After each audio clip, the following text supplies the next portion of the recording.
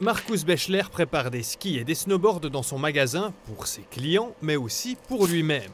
Il est un sportif passionné avec un poumon transplanté. Sa mucoviscidose congénitale a tellement endommagé ses poumons qu'il s'est retrouvé sur une liste d'attente de transplantation il y a 8 ans. La mort, ça n'a jamais été une option pour moi.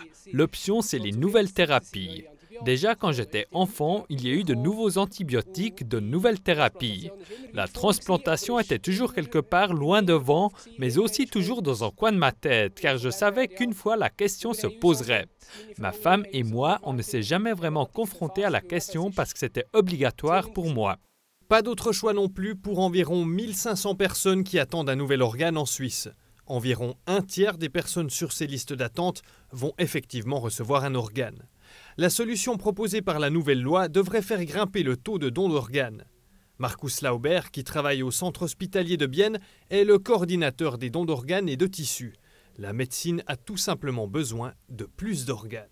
Les donneurs d'organes sont très importants parce qu'il y a beaucoup de gens qui attendent des organes parce qu'il y a une défaillance des organes. Ils dépendent de ce don. C'est impossible aujourd'hui de transplanter des organes d'animaux, par exemple, ou de les cultiver artificiellement. Et c'est l'unique possibilité pour aider ces gens pour qu'ils puissent survivre. Marcus Bechler a eu beaucoup de chance. Il n'est resté sur la liste que pendant 3 mois et il pouvait faire le tour du lac de Morat 1 mois seulement après sa greffe. Le don d'organes lui a permis de démarrer une nouvelle vie et il peut pleinement assouvir sa passion pour le sport. Selon lui, la modification de la loi serait un pas important.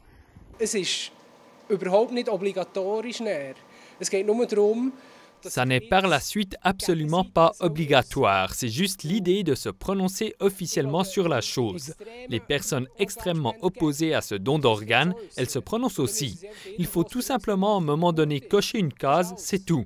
Je connais aussi des gens qui ne sont pas contre mais qui ne souhaitent pas faire de carte de donneur. Et je pense quand même qu'être donneur peut sauver des vies.